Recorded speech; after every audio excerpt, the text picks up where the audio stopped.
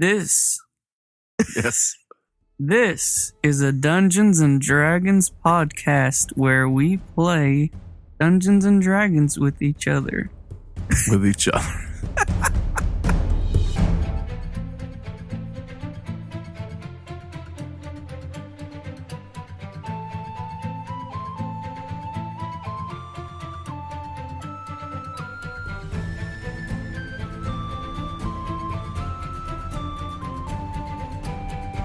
Hello, listeners. Welcome back to another episode of Make Believe Heroes, an actual play 5th edition Dungeons and Dragons adventure. I'm your dungeon master. Yeah, he is. I We're can't ready. wait. We are ready to get back into the game, the playing of the Dungeons and the Dragons. Tonight, I'm joined by my three pals, Alan, Jeffrey, and Jeremy, who play the characters Brackle, Kyorg, and Saul. Everyone's least favorite. But he's still alive. Just kidding. Not for long. We are going to hop right back into it, but first, let's recap what happened last time on Make Believe Heroes. So last time we played, our group ventured back to Branshire. They had an interaction with Braxxon Tariq. After an interaction with Braxxon Tariq, you all decided to go check out the town, see how things are going, as the Festival of the Rising Sun is ending in the next 2 days. You all did not find Branshire in its proper form as it was when you left it. Rather, the streets are littered with people. On your travels toward the Barley Barrel, you actually were able to stop a mugging that took place. And then once you reached the Barley Barrel, there was some things happened. Kyorg got into a scuffle and showed another half-orc who was truly the mightiest of them all. Is that right? The people's champion. The people's champion. But around the time we got inside, as Brackle was finally reunited with his friend Lelia and finding that she's safe and sound and learning some more things about Branshire, Saul decided to just take someone's drink and drink it. I mean, come on. Saul's thirsty. What do you expect? He grabbed some expensive liquor, threw it back, and really ticked off some pretty large guy. And Saul almost died. But he didn't. Did not die. Almost killed a guy. And by almost, I mean he stabbed him right in the spinal cord. And was going to cut his ear off like he deserved. Thanks to Kyorg's quick action and Brackle's quick healing, they were able to avoid a sure disaster. You reconvened with Zon in the street, discussing your strategy for going forward from this place as you approach the final day of the Festival of the Rising Sun, the day that Braxxon Tariq is set to perform some strange ritual of which you know very little. Very little. Yeah. Right here at Japan's festival. Yeah. Thank Get you. it? I get it, because of the rising sun. I don't get it. Ha! So the sun is very low in the sky. It's approaching dusk as you all approach the doorstep to Braxxon Tariq's home. As you are standing outside on the lawn before the house, what do you do? Brackle. Yes. So, just so you know, I'm still kind of beat up. Kind of could use some of those whatever you did to, not people not die. My face is a little swollen. I think the good Lord there might need to see me in my, best visage. So you're asking for a heal? If that's what you call it. Yes. Sure, I can heal you up for the sake of not having to answer any questions by Mr. Tariq. I think that would be wise, yes. I cast Cure Wounds, and that turns out to heal 7. I've got 2 heals. I'll put one of them in your face. Thank you, Brackle. You finally have a purpose. I'm glad you think so. Oh, boy. It's greatly appreciated. Now, how are we going to kill this man? I know we specifically said that, information and all that garbage, but perhaps it's not the right thing. We do have a great opportunity here. I think maybe there should be some steps between now and the killing. I mean, There's some steps right over there. Let's go. it's just, I don't know. Dude, enlighten me. we need to understand what he's doing, because if we kill him, then whatever is chained might get unchained. So we need to make sure that doesn't happen. So killing him might accomplish that, but it could also just, maybe it's already in process. Maybe he's just kind of there to watch it happen now. Do we perhaps go the route of torture then? I'm for that. Wow. Torture. So we wait until everyone's good and asleep. What do you say? We meet at the 3rd hour of the night? Sure, that'll give me time to find Bridget. The 4th hour.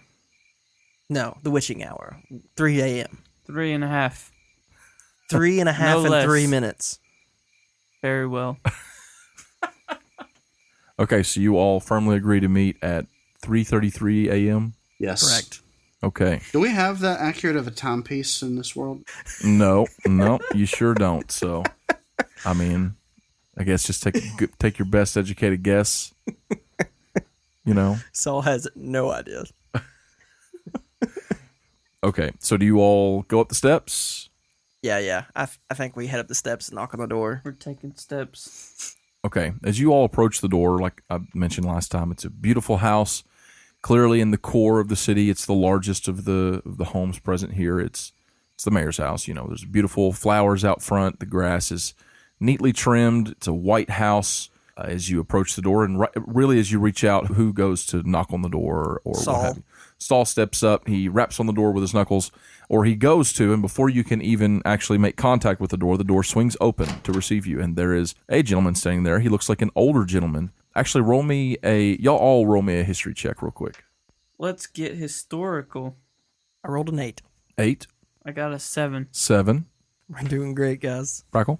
5. Okay, so nope. You open the door and there's an old man sitting there. He says, hello, you three. Welcome. I was told by Sir Tariq to expect you. I assume you'll be joining him for supper, right? Oh, he has excellent service, I see. Yes, we'll be joining him for supper and for the night. Well, come on in. And you walk through the door first, I'm assuming. Yep. Kyorg second, Brackle last. Yeah. Yeah. Brackle, as you walk through the door, the gentleman kind of stops you and says, Ranger. Yes. It's good to see you again. Do I know who he is? He looks familiar, but you can't place him. Sure. We're great, guys. The people's champion. Were you able to find Miss Brianna? Were you able to find her? We found evidence of her, but we didn't. We have reason to believe she's safe. Oh, okay. Well, I guess that's heartening. Evidence of her sounds like we found pieces. No, we found that she escaped and we lost her trail, but she was at the last part of the trail at a point where she seemed safe. I see. Well, that's good to hear. Ever since that night with the destruction of the house, I've feared the worst for her. And when he says that, Brackle, you recognize this is the old man that you rescued inside the burning house. Oh, yeah. It is heartening. It warms my heart as well. Well, Just like that fire that burned down your house. you say that? No. Oh, gosh. He turns to Kyorg and Saul and he says, would you three like to follow me? I'll lead you to the dining room. Yeah, I'm hungry.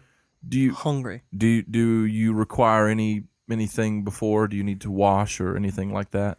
Wash. Excuse you, peasant? I just mean, What is this word wash? Do we look like we need to wash? No. I'm sorry. I wasn't trying to imply that. It's some people like to wash their hands and things before meal. I could stand a wash. Well, okay. Well, if you would or wouldn't just follow me, I'll show you where everything's located on the way to the dining hall. And he just kind of awkwardly turns around and starts walking across the foyer or whatever. You step in through the door, and it's kind of the open room. This is the room that's open with like some paintings and things on the walls with the spiral staircase leading down from the second and third floor. This is where you spoke with Tariq earlier on in the day. As we're walking, I'm gonna like lean to back and be like, washing. Is this a custom? Is this a human thing? It's sanitation. Sanitation. What is this sanitation? It prevents sickness and disease. Sickness. Yeah. So like when we used to give a slave the rot, it keeps the rot away. Yeah, let's go with that. No rot. So you guys are walking. You go up beside the staircase, and he takes you back into a hallway. And as you're going through this hallway, you can kind of hear behind you the sound of the kitchens. And you see like a swinging door back there that most likely behind you would lead to the kitchen, which is to the left when you walk in the door. You're heading to the right, and as you head down that way, you can see at the end of the hallway, he points out, he says, yes, at the end of the hallway is the dining room, and that's where you'll be served tonight with supper with, of course, the mayor, and hopefully Lady Bridget as well if she's feeling up to it. But for right now, if you do need to wash up or anything, there's a lavatory just right here, and he leads you over to a door, and there's a couple of wash basins and some bathtubs in there. They've already got some hot waters brought in there. You can see it kind of steaming up, so if you all needed to wash up beforehand. I watch Brackle and then try to copy what he does. I just want to look around for anything small and valuable. Okay. I wash up in the most awkward way possible so that I can teach bad habits. I'm just kidding. I wash up in the normal way. Okay. Kyorg, you're looking for something valuable. Let me see. I mean, you see some like little bottles with different like scents things in them, like crushed flower petals, and you kind of smell it, and it's perfume, to make you smell better. You see some cloths for washing. I mean, you don't see anything gold, nothing that really looks valuable. I'm just going to dump some of those perfumes all over me. Yeah, okay. Like all of them. Okay. So Kyorg just steps up, starts grabbing these different things that smell good, and he just starts dumping them all over his body. You're in there. Saul, what do you do? I mean, I guess I'm not going to do what Kyorg did. Right. It's all gone now anyway. Yeah, there's no more. He used all. It's really loud in here now. Saul's going to, once he does the washing that Brackle does, is going to pull out a cigar. Okay. And light it. And Kyorg, do you feel okay? I feel great. I feel pretty. Would you like a cigar? So Yeah. Now here's a man. You see this, Brackle? Here's a man. And he hands his lit one to Kyorg and then pulls out another one, lights it. okay. Smoke this. Smoking in the man's house. Look at Brackle and like, shall we feast? Let us eat. All right. The butler guy who led you there after he showed you the lavatory and he'd already pointed you to where the dining room was. You step outside and he's no longer in the hallway. Where'd he go? Somewhere else. He's gone. Do you all head toward the dining room? I try to find this guy. No, I'm just kidding. I head toward the dining room. Okay. Where is All right. You turn left, you walk down short hallway, short distance, and you open the door into the dining room. And inside, it is a very, very extravagant, large room. I mean, the table it's handmade. It's probably made from local trees and forest, things like that. And it's perfectly smooth. It looks like the highest craftsmanship, and it looks really old, like it's been here for a long time and preserved. There are a number of paintings and things on the wall depicting different scenes from, this area, the eastern side of Monumi. A lot of things that depict like farmland and the sun and Branshire. You see paintings of what may have been like the first settlers settlers, I don't know if that's the word, the first people who started building Branshire, and you see things like Toby that. Maguire. You see there's a portrait of Toby Maguire. It's weird. You don't really know why. I mean, he hasn't really been in anything lately, but there he is. So you see a painting of the Temple of Pelor and the Solaran family, and who you would assume is the Solaran family, because it's not the current Solaran family. It's like paintings of probably older families from the mayoral line and things like that. The table is already being set with a huge spread of food. You already see different sides. You see. Is the mayor in sight yet? No one is in there right now, other than servants coming in and out of doors on the opposite end of the dining hall, which is probably just an access for the kitchens to come in and out quickly, and servants to come and put the plates down, clear them out quickly. But you can see at each end of the table is a seat, one that's probably for the mayor and the other that's probably for his wife. Okay, so Saul's going to talk to Brackle, like, hushedly as they move down the house towards the room. And he's going to point out that, hey, maybe you go see if you can find Bridget now. I want to go to the kitchen. You want to go to the kitchen? Yep. Okay. You walk toward the back and start to make your way toward the kitchen? Mm-hmm. Okay. Brackle? So there's no one else in here besides us, right? There are servants coming in and out. Okay. So I speak to one and say, do you know if the Lady Bridget will be joining us tonight? We'll say there's a young lady, probably a little younger than you, She's coming in. She's bringing some small dishes and putting them down. You walk up to her and you ask her that. She says, "Oh, I'm really not sure. I haven't. Last I heard, she wasn't feeling well. We were hoping we've set the table for her, but I haven't heard from the mayor if she's feeling up to it. But we'll see." Saul's going to go and sit in the mayor's chair. Okay, you walk down toward the end. Kyorg, you just like follow the servants out the doors that they're. Yes. Okay. Kyorg just gets up, walks toward the back, and just walks through the swinging door and is gone. Saul walks to the end of the table, and in a high back chair that's obviously the mayor's chair, he plops down. What do? Kick your feet up on the table? Definitely 2 feet on the table. Smoking your cigar? Smoking a cigar. Okay. As you do so, you kind of flop down. A couple of people kind of look at you. They don't say anything. That's good. They're kind of like, they don't want to ruffle anybody's feathers. They're not going to tell you what you can't do. They know that's the mayor's chair, but they're kind of like, well, maybe the mayor's okay with it, or Does he have feathers? we'll see. I mean, he might. Who knows, right? Yeah. Kyorg, you step through the swinging door and you follow the servants down toward the kitchen. There's a little hallway. This one isn't as decorated. You can tell it's clean. It's not dirty, but it's the servants' quarters in there. You see some doors leading left and right, probably small rooms for some of them to rest in, maybe take shifts or naps, or maybe that's their bedrooms. You don't really know.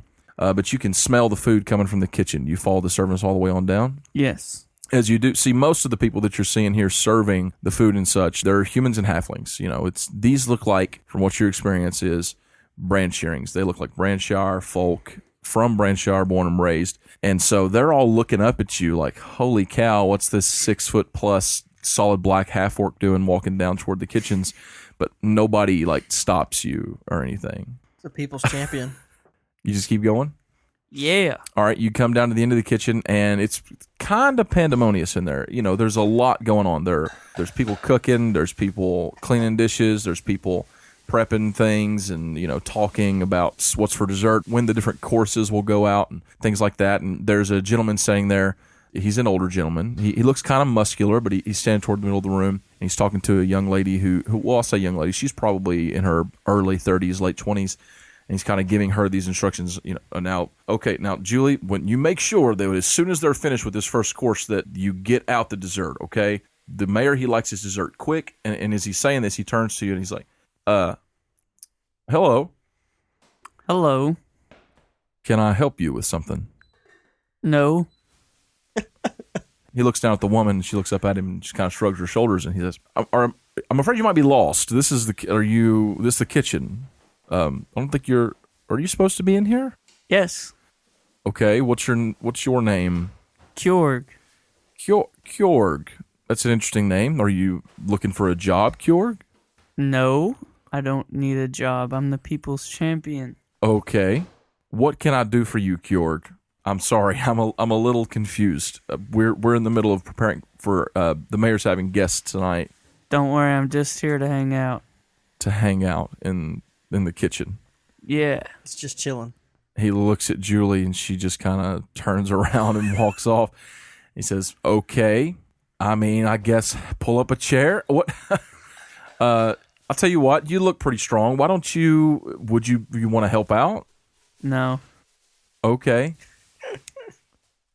Well, I'm just going to go about my business then. Yep, go right ahead. Okay. He turns around and just goes right back into it, checking everything. He's tasting the sauce here, and they're getting everything set. You see the plate set and everything. It looks like they're going to feed an army, but, as far as you know, there's no one coming, but they're preparing a huge meal. Anything small and valuable in there? No, nothing valuable. You see forks, knives, and spoons, pots and pans, plates. Some of the plates look fancy. Darn. What are you looking for? Anything that's worth a lot of money. Anything small. that's worth a lot of money. Okay, roll me a d20. Roll me a perception check. That's a 9. Okay, that's a 9. No, you don't see anything other than what looks like, kitchenware. Darn. That's all you see. Brackle, back in the dining hall, Saul goes and sits in the mayor's chair, and no one's saying anything to him about it. Do you say anything? Nah. What do? You just find a seat? No, I just kind of perch in a corner. Perch. Not literally. I'm not perched on like a bust. I do picture Brackle to be somewhat bird-like, if we're being honest, like a falcon. He spent so much time in trees. What's to be expected? Like a hawk, just ready to swoop down and just. I could see that. I mean, Yeah. but It's probably more like a swallow. he's live. But is it an African swallow or a European swallow? That's the question. I've never seen that movie. It's a classic film. I just kind of position myself to where I can see the whole room, and I'm watching specifically for anyone who enters that I recognize, such as Braxxon, Bridget, of course, and Kyorg. anyone. Kyorg. Kyorg. The people's champion. Or any servant that I recognize who I would trust with speaking. Okay. Yeah, we'll say that after a few minutes, a young guy comes walking in, blonde hair, probably a little bit younger than you. You've seen him around. He's probably helped with different things in town, from when you're selling pelts or you see him working in farms and such like that. So it looks like maybe he's gotten hired on to work at the house. You know him. His name is Caleb. Is he really tall? He's not really. Pretty average height. So he's someone I would trust to be like, hey, what's the deal with Bridget? Is she okay? Sure. Yeah, I would say so. So I go up to him, kind of take him aside and say, hey, so do you know what's going on with Bridget? Is she okay? Oh, hey, Brackle. The mayor says she's been really sick. Do you know what kind of sickness? What's ailing her? His eyes kind of dart back and forth a little bit, and he's like, he just said kind of, just under the weather. I don't really know. That's vague. I mean, it's been raining, so. Aren't we all under the weather if you think about it? Brackle, now that you say that, you're right. That's deep, man. It's what you learn being in the wilderness. Why don't you roll me a persuasion check? Say that you're trying to persuade him to give you any information that he might, or any opinion or thoughts, anything. 17. So that's pretty good. We'll say that you kind of notice him. You notice him darting his eyes back and forth, and it seems suspicious. So you might want to pry for more information. So I pry for more information. Yeah, as you're kind of peering into his eyes, talking about being under the weather, he kind of feels. He's like, "Look, I don't really know what's going on. I could get in huge trouble. I get really in trouble for talking, even just talking about this. Your secret's safe with me, or whatever you have. It might not be a secret. Well, it's not so much a secret. It's just none of us.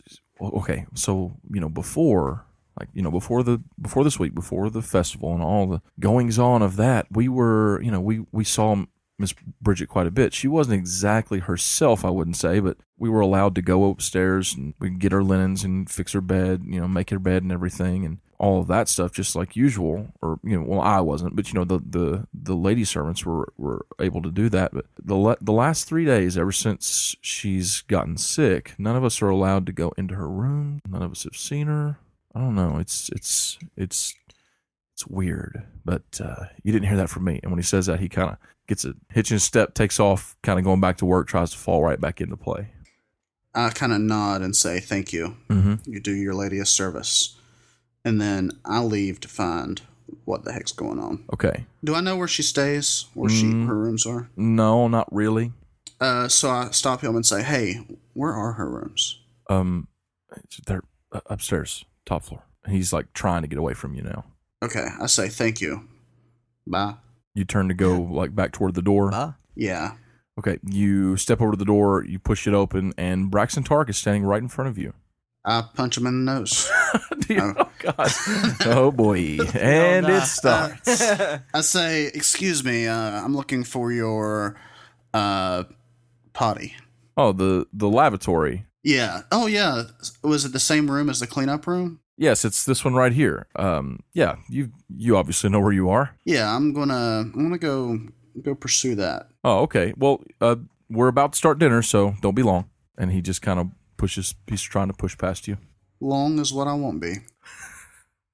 That was an Alanism right there for sure. Braxxon, I've saved you a seat, and I point to the one next to me that looks like his wife's. He walks up. He's got a big smile on his face. He kind of looks at you. He's like, Saul, right? Of course. You can call me Sasaurus. Satsaurus, of course. I forget titles sometimes are different for... Of course. Would you like a cigar? Perhaps after dinner, yes. Oh, I prefer them before and after. Well, sometimes a smoke can ruin a dinner. Where's Kyorg, the champion? I heard him muttering something about food and wandered down the hall. Okay. He turns to one of the servants. He says, will you check and see if our half-orc friend is indeed in the kitchens and send him down for dinner, please? And they step through the door and head back that way. I'm sorry, this is embarrassing, but You may not know, but that's actually my chair that you're sitting in. Oh, you have assigned chairs on this plane. Well, not necessarily on this plane.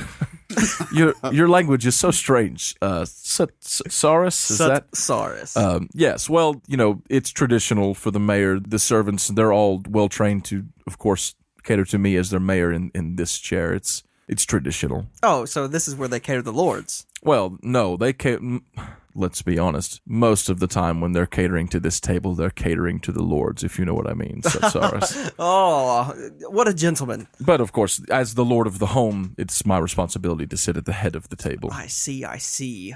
Well, in that case, as it is custom, I think I will allow you that. And I slowly stand up, just kind of giving them a look like, I'm being real nice. You better be recognizing it. He goes, thank you. Yes.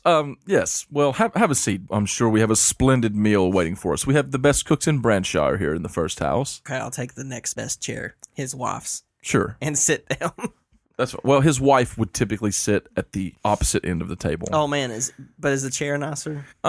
It is. It would definitely be. Yeah, I'll say that the one at the end that his wife would sit in would definitely be nicer. How far down is it? It's pretty far. Saul's going to the other end. Okay, Saul gets up and goes and sits at the other end. When you do, he's like, "So how are you enjoying your stay in Branshire?"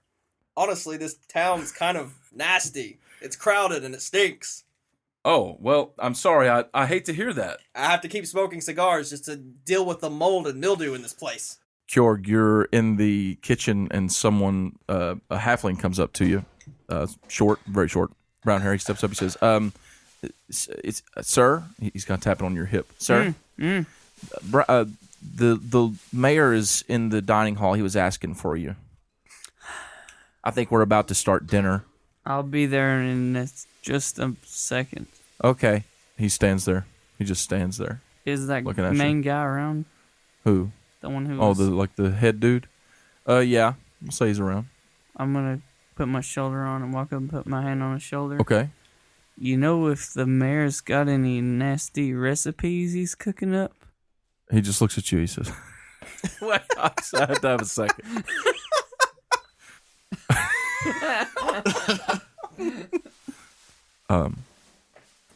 Nasty recipes. Yeah, recipes. Sir, I'm sorry. I have no idea what you're talking about. What nasty recipes? The mayor has barely stepped foot in this kitchen since he took office. I wasn't really talking about food. He looks at you. I've been the head chef here in the first house for 30 years. I can guarantee you nothing nasty's ever been cooked up in here. Still wasn't talking about food. Listen, he's kind of looking around. He's like, I honestly don't know what to tell you. I don't know anything about any nasty recipes. I'm not even sure what that is, but I believe we're about to serve dinner. He looks down. He sees the halfling standing there who's just staring at you, just kind of dead-eyed. Bob, what are you doing? You're supposed to be taking care. He says, I'm waiting for this half-orc. His name's Kyorg. He's supposed to go to dinner. Okay, let's go, Bob. And I pick him up and throw him over my shoulder. You pick him up, throw over your shoulder? Yeah. He just rolls with it. And as you're going, the guy's just kind of standing there, his mouth's kind of hanging open. He's got his hand up, but he doesn't say anything. And you just head down the hallway.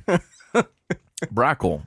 Yes. So as you left the room, what did you do? I immediately found the stairs, or sought the stairs, and climbed them. You know where the stairs were. When you walked in the front door, the opening foyer has a circular staircase heading up to the second and third floor of the house. So if you make your way back to the front room, you can get to the staircase.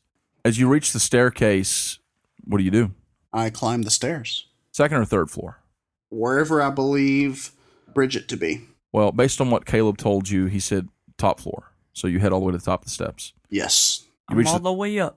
You reach the top of the stairs, and there's like a landing platform, or whatever you'd call that, coming off the steps there. And there's a lavatory right in front of you. You can tell it's for guests or something. On the right side of the hall, the wall is decorated in a more masculine color, probably like a tan with, not much design. And on the left side, there's a more feminine color. Probably, I wouldn't say it'd be like a purple or a pink, but maybe a pink color. That'd probably be pretty easy Lavender. to do. And, it's soft and heading down that direction. I go the feminine direction. Okay, you turn left, and there's a very short hallway, and there's a door, a very nice door, and on it is inscripted, "The Lady." I knock gingerly. Okay, you knock on the door. Nothing happens. Kick it open. I try the handle. Okay, you try the handle, and it is locked. I pick the lock.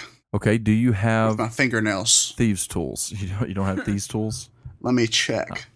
Probably not. Probably not, but maybe. No, but I do Are you have saying there's a chance? So you're saying there's a chance. You do have? fingernails that have been growing out because I've been in the wild. No. And I will clip them into the shape of a key. That's not going to work. That's disgusting. Okay. Do you have some other way of trying to pick the lock? I have the spell unlock door.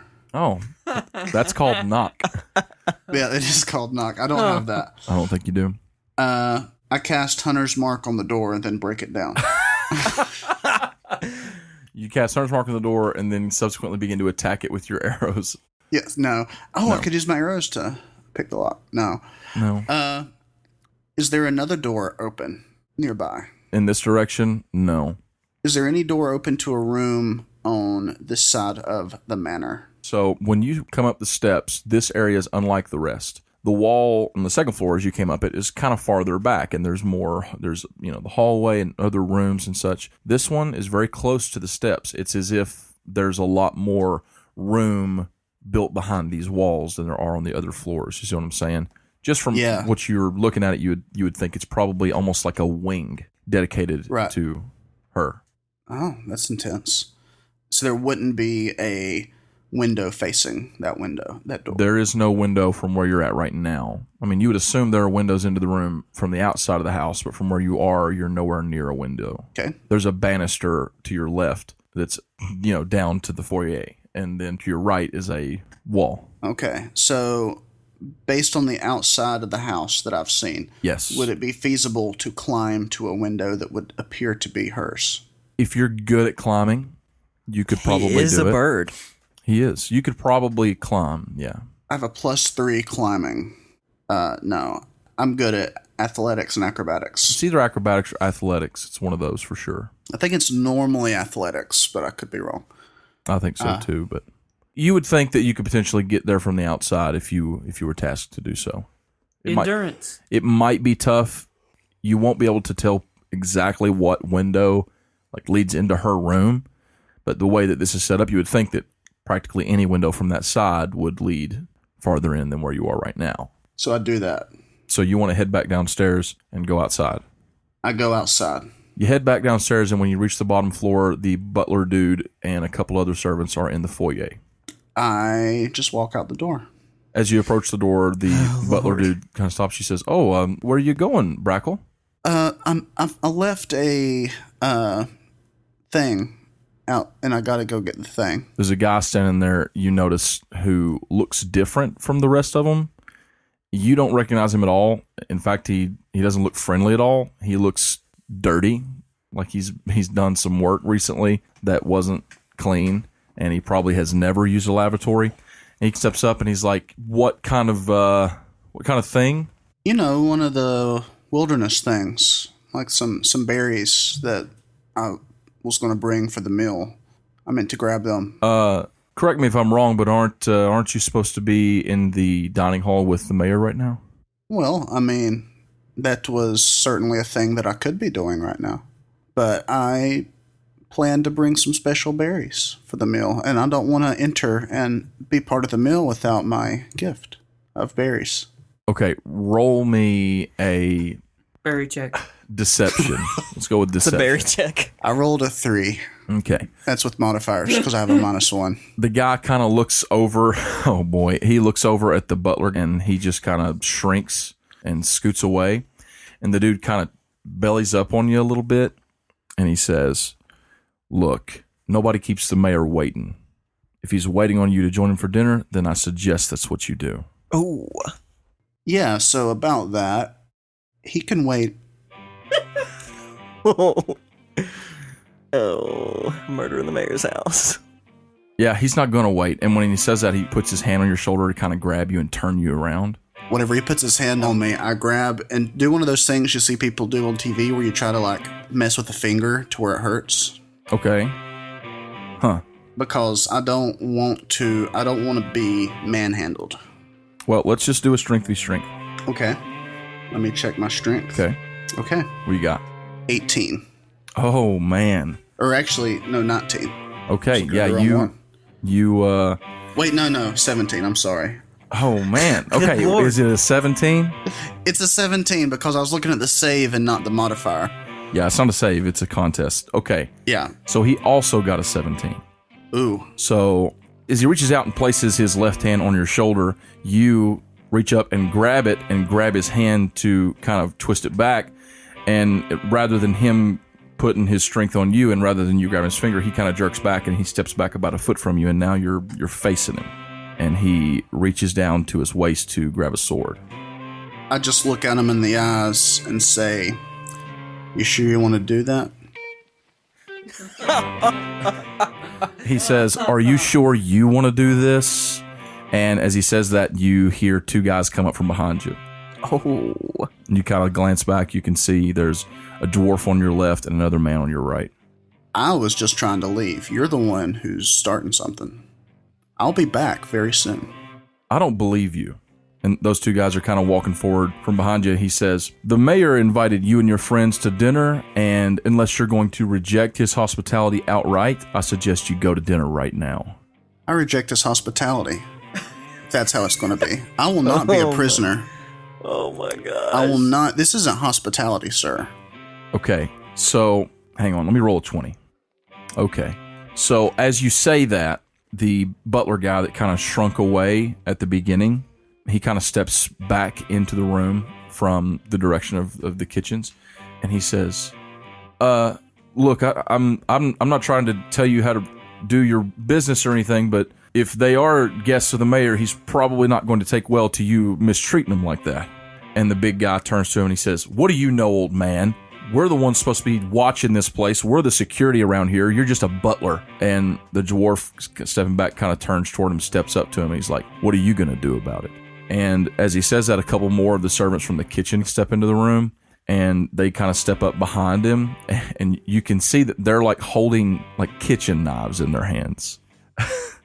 And they're like, "Hey, don't mess with him. He's trying to help you. You guys are about to really screw this up royally. If you're not careful, you're going to cause a serious problem." And the dwarf steps up and says, "What do you know about it?" And the big guy, he kind of steps up to you again, Brackle, and he puts his hand on your shoulder again like he's going to try and grab you. I grab an arrow and jam it through his hand. No. Oh boy. Things was about to escalate. So as he starts to reach for me, I just give him a look in my eyes like he's about to make a bad mistake. Boy. Right. He does it anyway. As he does it, this time I try to break his arm. Okay. Roll me a strength contest. We can't do anything in this world. This time he rolled a 7. 15. So he reaches to grab you. When he does, I'm assuming you kind of grab his arm and do some sort of like a twist on it. Yep. To get leverage, and then just like, what do you break it over your shoulder? Yeah, something like that. Is that what you're trying to do? I grab his arm, I twist it, and then crack it. Okay. Roll me a D8. D8. Yeah, roll me a D8. Okay. I got a 6. Okay, you bring his arm over your shoulder, and using your weight, you crack it over your shoulder. You feel it like backwards just pop. Oh my god. And when you do, he lets out just a scream. And within seconds, people are kind of running into the room.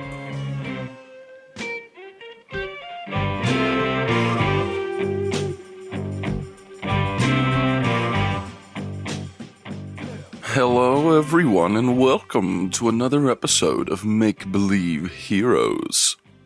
Sorry. I'm not sure what happened. I'm not gonna use the Gretchen voice.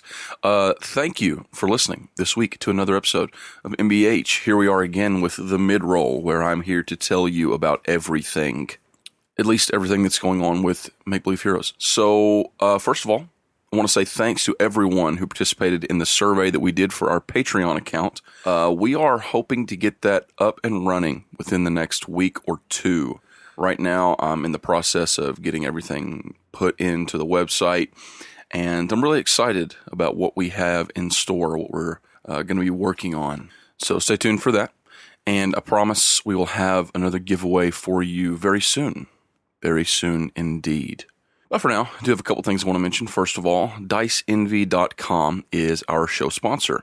And Dice Envy is a place where you can go to fulfill all of your dice needs. I have 3, maybe 4 sets from Dice Envy on my desk right now that I've been using because I have a problem. But if you love dice, you should go check them out. I know that a lot of our fans have already purchased some sets from them. I know that some of you have been thinking about it, and maybe it's time to go support them. They're a great company that they do a lot to help the D&D community. And actually, they just launched a Kickstarter. If you have heard me talk about these beautiful wooden dice that I have, they just launched a Kickstarter, I think it was today, it may have been yesterday, for 7 new sets of wooden dice, and they are gorgeous. They're a little more expensive than your typical acrylic fare, but trust me, you will treasure these. They will be the pinnacle of your collection. So go to Kickstarter and search for Dice Envy to check out that wood Kickstarter that they have going right now and support them. They deserve it. I would be amiss not to mention battlebards.com, a website that creates amazing sound effects and music that supply an ambience for a gaming table that really is unrivaled anywhere. We use sound effects from a lot of different places in our episodes just because sometimes we have a real variety of needs on an episode-per-episode basis, but tons of the stuff that we use comes from battlebards.com. They really have an amazing selection, and if you're wanting to add some real flair to your gaming table, you should check them out. And if you go and use the code MBH Podcast, then you can save 15% off of a BattleBards Prime subscription. That'd be the best thing to do. Just try it out, see if you love it like we do, and hopefully you will. Oh, and by the way, if you happen to buy something from DiceMB.com, you can use the link in our show notes to take you right over there and use that code HEROES to get 10% off your order. I don't want to take much longer before we get right back to Braxxon's house, where things seem to be heating up because Brackle, I don't know, berries, something. Yeah, so I have a couple of 5-star reviews I want to read for you. If you want to get your words, your writing read on this show, and you're a fan, then all you got to do is go to iTunes or Stitcher and leave us a 5-star review, and we will read it eventually on the show during the mid-roll. You know, just like friend of the show, BMillie94. Here's his review entitled, Wowzers. I started a week ago and have already caught up. Podcasts like these help me get through work without having a mental break. Parentheses, the fact that it's D&D helps, close parentheses. If you're new to D&D and are looking for a podcast to get you started, MBH is a good starting point. Good job, guys. Keep it up. Thanks, B. Millie. That's from back in June. And hopefully you're still loving the show. I know that we love making it for you guys. So thanks so much for the review. And here's another from Mr._Harriman entitled Season 2, Episode 2, 5 stars. I was going to wait until this show was done with Season 2 before I made a review. However, the Sword of Truth reference changed my mind to write my first ever review. Thank you for the hours of entertainment you've provided me at work and my free time. I cannot thank you enough for doing all you guys do.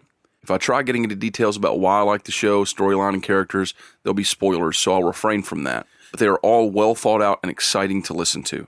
Thank you again. I probably now have more ratings and reviews to give out now that I have given you one. I don't want anyone else getting jealous. Have a good rest of the season, Steve. Wow, thanks, Steve, so much for your kind words. I know that at least myself and Jeremy are big fans of the Sword of Truth series, so I'm glad we could connect with you on that right there. Thank you again for the review, and we hope that you enjoy the rest of Season 2, which, by the way, it's getting shorter every day, guys. We're almost there. Finale time. It's coming. Stay tuned. But now we're going to get back into the episode. If you haven't followed us on Twitter, go to MBH Podcast on there and follow us. Go to Facebook.com/MBH Podcast and, interact with us. Let us know if you're enjoying the show. Let us know what you think and all of that good stuff. So that's enough for me this week. I'll see you next time on the mid-roll.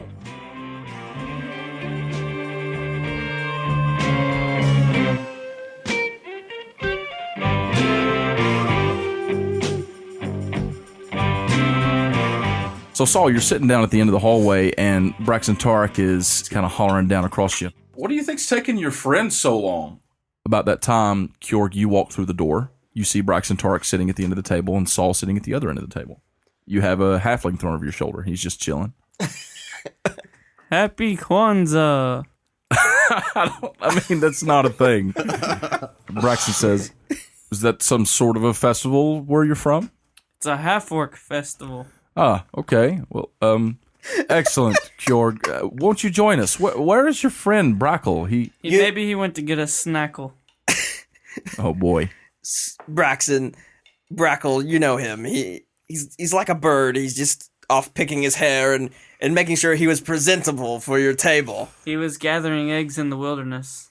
Oh, well, of the interactions I've had with Brackle, I wouldn't have thought him to be one to really care for appearances, honestly. I was surprised by it myself. I mean, it's like no one in this town cares about their appearances. Well, I wouldn't say no one. Well, I mean, maybe you, good sir. What's that swirly design on your chest, anyway? What's that pendant?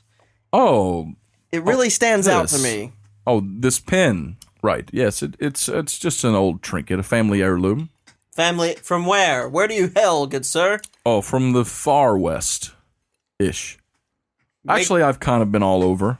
So you're a traveling man. I was, yes, but I decided to settle down once I found the right lady, of course. Ah, the right lady. One who's, what, heir to a small kingdom here? Well, I'd barely even considered such things as I began to court the Lady Bridget. She is quite the beauty. My father would say you're being modest, right before he dipped you into a well of fire. Okay, all right. Well, So when do they bring you out the pig? about the time that you say that, you hear this, like, full of pain, just guttural scream come from the other end of the house. Kyorg.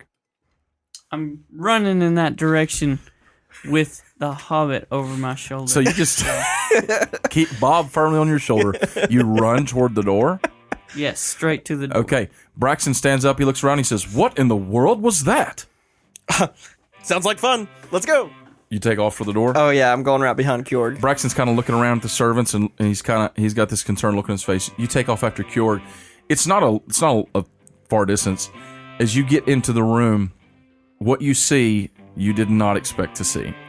Oh, And that is a room full of people beating the heck out of each other. The old man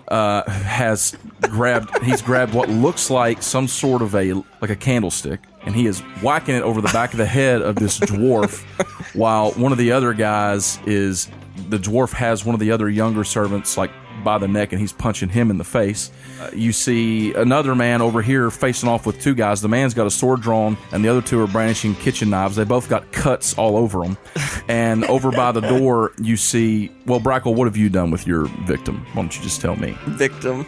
Well, after I broke his arm and he screamed, did he keep assaulting me? Because if that was it, then if he backed down, then I wasn't going to further the matter. But if he kept coming at me... Brackle's outside by now. He didn't keep coming at you. He hit his knees and grabbed his arm, screaming in sheer pain. Okay, so I just let him be, and I'm trying to diffuse the situation to protect the servants, who are fighting people who are clearly stronger than they are. Okay, so we'll say that you are stepping in specifically to stop the human that's got a sword drawn on a couple of the servants. Yes. Okay, how do you do so? So at first, I just say, hey, no blood need be shed here. Yeah, and as you say that, they've already kind of cut on each other. Roll me a persuasion check. 11. Yeah, that's not going to be enough to make him stop. He's already got, his blood's pumping. He's got his sword drawn. His boss or whatever is over there on the ground rolling around with a snapped arm. It's crooked. Everybody can see it. And the two servants that are sitting there, that you come up to them and they kind of look at you and they're on your side, so they're listening to you. But the other guy, he said, "No, this is going to end in blood," and he's going to lunge forward and try and slash at one of them. Okay, so I try to get between. I tell the servants to run, and I try to get between him and the servants, and I don't draw a sword. Oh, Lord. I just try to dodge and disarm. Okay. Here's what I'm going to do then. I'll roll an attack roll because he's going to come at you. and you roll me a contesting dexterity check. Okay. Natural 1. Oh boy. Oh man. Brackle dice. And Brackle lost his So face. what's your AC? My AC is 17. 17. So he didn't hit your AC, so you're not going to take damage, but you completely failed to disarm him. And in fact, what happens is you kind of jump forward, he swipes over and he actually slashes across the back of one of the servants as they turn to run. Is the servant hurt seriously? Well, they let out a scream and fall on the ground. In the moment, there's blood. You can't tell if he's like mortally wounded or anything, but he's hit. Sir Braxxon, you know how to throw a party. I draw my sword at this point. Okay, you draw your sword. Braxxon Tariq steps into the room and he says, "What is going on here?" And as he says that, the guy that you've drawn your sword on him just looks at him and he just drops his sword. And the dwarf that's like punching the servant in the face, he just looks at him and he just drops that dude. And the old man just keeps like whacking him on the back of the head with a candlestick. And Saul, you and Kyorg, what do you do? I'm just going to stand there. Well, Saul already said something. Kyorg's just standing there. I sheath my sword and try to cast my last spell slot to heal the guy on the floor, the servant. Oh man. Okay, so you step up and start trying to heal the servant. Yeah. Okay, you heal him. I mean, it wasn't that bad. I mean, it was hurt, but he wasn't dead. You know what I'm saying? Yeah. Why did they stop? Was this the entertainment? The security captain or whatever you want to call him is over on the ground, leaned against the back wall, just sweat pouring down his face with a crooked arm in his hand. The dwarf is just standing there looking a little bit confused, possibly because he's been hit in the head about 80 times with this candlestick. The other guy he's just kind of standing there looking really nervous. Braxxon has looked around the room. He says that, and he sees his captain on the ground over there. He steps over to him. He looks at him. He says, "What happened?" And the big burly guy says, "It was that ranger. He's doing, I don't know." And Braxxon says, "Tell me what happened." And the dwarf steps up and he says, "Look, all I can tell you is that the captain there was standing there in some sort of altercation with this ranger when we walked through the door." So I step up. Mm-hmm. I have to say I'm at least partly at fault for this. So tell me real quick, was the lavatory on the bottom floor or an upper floor? The one that you all went to was on the bottom floor. Okay. First, I went to the lavatory, did my business, and then went to wash up. And something had happened to all of the soap. It was just gone. All the perfume, all the soap, everything. So I didn't want to return to dinner with dirty hands, sanitation and all. So I went looking for another lavatory. And I went upstairs, couldn't find one, didn't want to go peeking indoors. So I came back down and was a little embarrassed, but I was going to try to go to a nearby inn. And I have some soap in my pack at somewhere, and I was going to try to gotta stay clean in the wilderness, and I was going to try to clean up and then make it back in time. And I was a little embarrassed, so I told them, I was going after some berries for the dinner, which I'm not quick on my feet, that when it comes to talking, but We can tell. anyway, they wouldn't let me leave, and he tried to roughhouse me, so I broke his arm. And whenever that happened, they were attacking the servants, and I was trying to protect. Wait. You broke his arm? And he looks down, and when he does, he sees that the dude's totally got a crooked arm. He's like, "Ha! You broke his arm." He put his hands on me. This is not how I expected dinner to go at all. Alan, roll me a deception check, but I'll give you advantage on it. Okay, that's good. Because that's a pretty intense story that you told. It's an 8. With advantage, okay. He looks around the room. We're all gonna die. He looks around the room. He sees people bleeding. His servants. Dude's got a broken arm. Other dude's got cuts all over him. The servant's got slashed up. He's up and he's better, but he's got blood over his clothes. He says, "Well, this is the kind of activity that'll spoil someone's dinner." You're not kidding. No one died. It's ridiculous. By chance, though, we should go for the hog. No one died. I could go for some pork. Shall we? Leave the fools to their madness? He turns to the butler, who's kind of standing there shaking with the candlestick in his hand, and he says, "Would you be so kind, sir, as to escort our 3 guests back to the dining hall And he says, yes, sir. And he kind of turns and looks at the three of you. Would you three mind to follow me? Is there a hog? Of course, sir. And again, my apologies. Yes. But wait, don't you need to wash your hands? Well, there's blood on them now, but Saul starts walking back. at this point, I'm not worried. Okay. Yeah, just eat it with blood and all. As you begin to follow him back, Braxxon says, and please, if you wouldn't mind, stay there. I'm gonna, toss the hobbit to Braxxon. For real? Here, take this. You throw him? Yeah, just a gentle toss. Oh, okay, just a gentle toss. He kind of half catches him, half drops him on the ground. And he just looks up at you with this dumbfounded look, like, what have I done? And as the three of you continue back toward the room, he turns to address his staff. You all go back to the kitchens, or to the dining room, I should say. Oh, yeah. Yes. All right, you're back in the dining hall. There's no one in there except for the butler, and he turns to go back out as soon as you all walk in. What are you doing, Brackle? He tried to roughhouse me. I mean, you could have just killed him and left. Or you could have just left. I didn't want to... That would have complicated things. I was trying to leave. Complicated things. Go sit close to the guy. If it goes south, just stab him, okay? You know, normally I wouldn't do that, but I think at this point, yes, I'll do that. Kyorg, do you mind to take the place of the people's champion there next to the mayor's seat? Next to the mayor's seat. Yes. The mayor will want to speak to you personally. There's a mayor's seat? Yes, it's. Oh, you see, they have the grand seat there at the. They have that grand seat there at the end of the table. That's the peasant's seat. Now, the seat next to it there, that's the mayor's seat. Go there and sit there. So I can sit in the big chair? Don't sit in the big chair. That's the peasants. You look toward the front and you see a huge, beautifully carved, ornate chair with a high back. I mean, it's the coolest chair you've probably ever seen. This looks like a chair for and the then you people's see some champion. normal chairs. Oh, man. I was trying so hard. I love this seat. You go to the mayor's chair? Yes. And you sit in the mayor's chair. Okay. Put my Brackle, feet what do you on the do? table. You go back to your circumspect stance. This time I just sit down. Okay, you go sit down. You sit down next to the mayor's chair. No, I put one buffer chair away. Yeah, I could reach him. I'm still gonna take the chair opposite all the way at the other Other end? table. Okay. You all wait a couple. Is there food? There is some food on the table, yeah. I mean, there's some sides, and it looks like they haven't brought out the meat yet. Oh, Saul's already he's made him a plate. But there's potatoes, there's corn.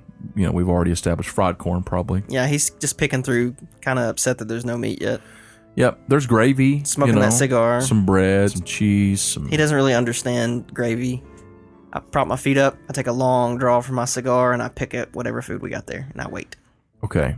After a couple of minutes, Tariq comes walking back into the room. He's kind of dusts himself off. He steps through, the door closed behind him. He just kind of scans the room and looks at the three of you. He sees Kyorg sitting at the front in his chair. When he does, his eyes kind of close. He's just like... He lets out a kind of a frustrated sigh. He's kind of a dullard, good sir. And then he doesn't say anything. He just walks over to kind of the middle of the table on this side of it, and he just sits down.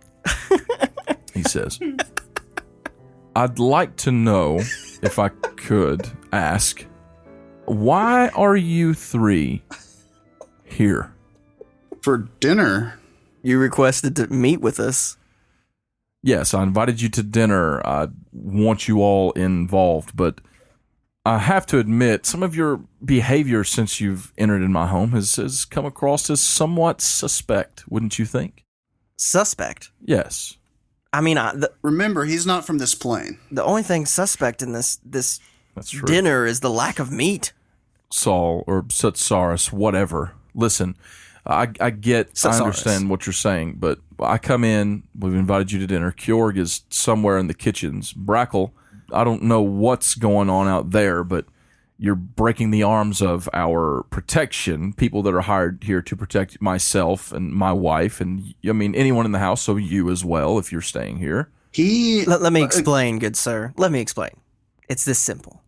I am here to help you. fine. I wanted to help you save the princess. We went on a mission. That mission didn't go exactly as expected. We've come here. We're more or less waiting for you to send us on our next journey. You offered us dinner and a place to stay, so we took you up upon it. So, to explain my companions, the champion there, he is a champion of strength, not of mind. I'm sure he was just interested in what kind of larders you had. And this other one, excuse me, Brackle, but I believe even in hell we call your types hermits, right?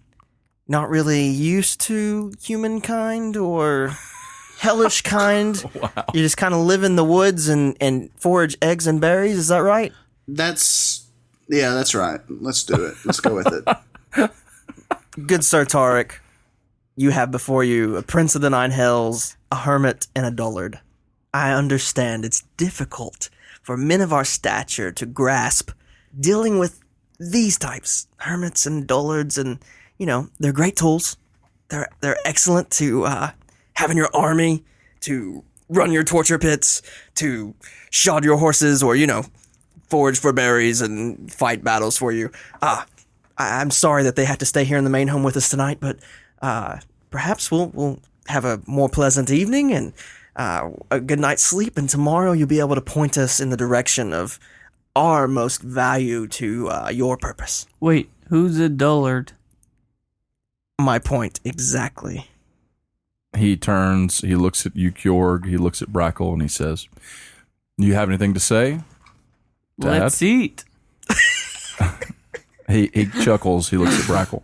I just, again, want to apologize. I don't know if it was a misunderstanding, but your man, I felt threatened by him, so, but things got way out of hand, and again, I'm sorry. I should have diffused the situation in a much less violent way. So tell me, how is it that you need such guards in such a small town as this? Real quick, Saul, roll me a advantage persuasion. It's 17. That's pretty good. Okay. You feel like your story and your speech really kind of brought him back down some. But what was it you asked? You asked why would he need protection in a town like this? Yep. Well, let's just say that it's come to my attention that not everyone in Branshire is particularly pleased with the fact that I have become their lord. Why would that be? Brackle may be able to inform you a little more, being a native to Branshire, but the Solaran family have led this town since its beginning. It was a Solaran that established the town in the beginning, and it was a Solaran that held this office until now. And unfortunately, my wife's father he fell ill shortly after I met Bridget, and he passed. And because of that, I became the leader, married to the heir apparent, and now that I'm the mayor, I'm afraid Branshire is a very welcoming place, and I've had good experiences for the most part, but I would be lying if I said that there weren't some people who have expressed their displeasure at the way that I've done things, but I'm simply trying to make this town a better place. And he kind of scans the room. It appears that you are. So you mean the peasants of this plain, they don't understand politics. You married the Solaran family. You are the heir to this township, as pitiful as it is. Well, it's perfectly legal. I didn't make the laws. I simply fell in love, and because of that, I was given this responsibility, and I'm doing the best that I can with it. But look, tonight has been a mishap from the beginning. Shall we begin with dinner and put this all behind us? Please, bring forth the wine. All right. He gets up. He walks toward the end table. He says, "Sir Kyorg, if you wouldn't mind, that is the mayor's chair. I would much appreciate it if you would allow me to sit in it." Oh, this is the mayor's chair. Yes, that's the mayor's chair. I was informed it was a peasant's chair, but it looked pretty nice to me. Yes. It's a mayor's. It's my chair. Oh, okay. Thank you. You give him the chair? I'll just look at him for a few seconds. Okay. And then I get up and go to a different chair. Food starts pouring in: pork, turkey, some beef, just all kinds of meat, potatoes, everything comes rolling in, and you guys just kind of tear into it, I'm assuming? Yeah. I do. Yeah. I just pick at it. Kyorg is probably going full on. I do so in such a way that doesn't seem like I'm disinterested in the food, but I'm not enthusiastic. I understand. Saul will pay attention to whether or not Braxxon eats. Braxton's eating. Okay. He's eating normal, just like you'd expect a lord to eat. He's eating along with him. He's eating. So, you all sit there. There's some conversation. It's a very, very trivial, very shallow conversation. The opportunity of having any deep conversation passed probably with all the junk that took place. But is there anything that you guys are wanting to ask him during dinner? At some point, Saul will cut through the small talk and be like, So, Tariq, now that you have a small kingdom here, are you interested in establishing trade with the Nine Hells, with my home world? What sort of trade what sort of trade is there between this realm and that Well, realm? of course, we specialize in muscle, I guess is the best way. You know, your ruffians they're really a pittance whenever you could, have a balor at your front gate or, a couple weights. I'm not sure that would fly very well in Branshire, especially when I'm trying to... Oh, I have imps that could fly and no one would see them. They have invisibility. Well, perhaps. I'll let you know if I have any need. Absolutely. I have excellent contacts. Okay. Their names, I don't remember the names. I'm sure it'll come to you. I'll keep that in mind. Brackle, were you going to say something? I was going to say perhaps it's wise not to bring, but then I back out. I just kind of demur. Gotcha. You know any nasty recipes? And he looks over at you and he says, I'm sorry, is there something in the meal dissatisfactory? Should I call for the kitchen? Should I have something else prepared? No, they seem like they know how to do their job. Right, yes. Yeah, the best cooks in Branshire here in the first house. So I was just asking if you know any nasty recipes. Nasty? No, I can't think of any. Okay. Is that a dirty joke? I don't know. Brackle says. So, with the basic conversation just over the whole meal, can I have an insight check to see if Tariq, what kind of vibe does Saul get off of him? Does he Okay. feel like he's actually hiding anything, or is he just somebody who happened, did he just murder or poison these people to take this seat? Or, I don't know, does he give me a creepy vibe, or do I just, Roll it. maybe not? It's not great, it's a 6 on the dice. 6 plus What would that be, insight? insight. It's just a 6. Just a 6 total. Here's your takeaway. He is hard to get a read on. Okay. You are struggling to get a read on this guy. So he might be a politician? I mean, he's hard. It's hard to get a read on him. Okay. Okay. As the meal is winding down, they bring out the dessert. It's delicious. Cobbler. Some of the best you've ever had. I mean, if you've eaten to your fullest, you are full to the point of death. Cobweb. Oh, Tariq, this is so good. Did Lady Bridget make it? Oh no, the lady, she's not. She doesn't work in the kitchens, I'm afraid. Oh, where is the lady? Oh, I'm afraid she's still a bit under the weather. Seems to be making somewhat of a recovery. I'm hoping that she'll be able to join us in the parade tomorrow in the festivities for the final day of the festival. She doesn't feel well. What kind of? Just tired. Our good man Brackle here, you just saw, has magical healing abilities. Oh, well, it's not really that kind. He's just really tired and, a cold probably, something like that. Oh. So he said, I'm really hoping she'll be up to it tomorrow. She just hasn't seemed herself lately, hoping that'll be different for tomorrow's the final day of the festival. So he kind of finishes up. He kind of looks at the servants. They start cleaning up. He says, well, I do have some things to look to before I tuck in for the night, but I'll have the servants show you your quarters for the night. Yes? You'll be staying with us? Please. He stands up and he says, and Brackle, don't go breaking the arms of any of my help, And he kind of chuckles. Yeah, that shouldn't be a problem, is what I say. He says, I'm just joking. It's just joking. I'm sure you are. I don't say that. Yes. Well, I hope that you three have a good night's sleep, and I'll see you in the morning. Thank you, my good sir. Good night. He steps out of the dining hall, and there's a couple servants there holding the door open to you, and one of them says, we'll show you to your rooms. Is there a halfling there? Is it a good one or a bad one? Servants? These are Branshire servants. Okay. Lead the way. Were they part of the hubbub outside? No, they were part of the ones working in the kitchen. Okay. You haven't seen the ones that were part of the hubbub outside. Is Bob there? Bob? Nope, Bob's not there. Do you follow them to your rooms? Oh, yeah. Yeah. Okay. They lead you up the steps to the second floor, and there are a number of guest rooms up here. They show you each to your own. They're right next to each other, 1, 2, and 3.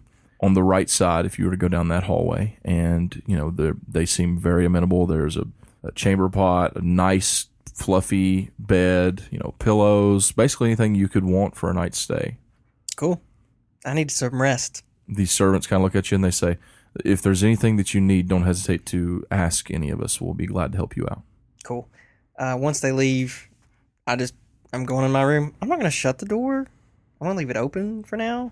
And I'm going to walk over to the bed and kind of give it a weird look. Mm-hmm. And I'm going to pull all the covers off of it and lay it on the floor. Okay. And I'm going to stay fully clothed under my covers. Yes. And I'm going to light a cigar. Okay. And I'm going to lay there on the floor with the covers and I'm going to smoke a cigar. Kyorg, you go in your room? Yes. Okay. I'm going to start jumping on the bed. Kyorg's jumping on the bed in his room. Brackle, what are you doing? So I go to my room and I inspect it closely to see if there's anything in here that could be anything at all. You inspect it and you don't find anything, nothing seems out of place. It seems like a very well kept, normal guest room. Why? I don't know, it just does. Okay. I give up on trying to find Bridget. So I guess I go to bed. Okay. So you all go to bed? Well, Saul's not going to go to sleep. He's going to lay there for a while until he figures out when 3:33 is. Okay, that's fine. Either way, we're going to cut it right there with, man, things just got so hairy there for a minute. I didn't really know what was going to happen. Brackle. No, that's great. I love it. I loved every second of it.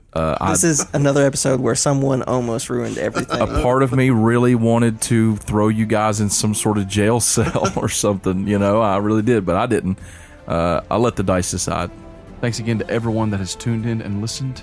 We will see you next week for the exciting conclusion of A Night in the First House. We love you. Goodbye. Goodbye. Bye.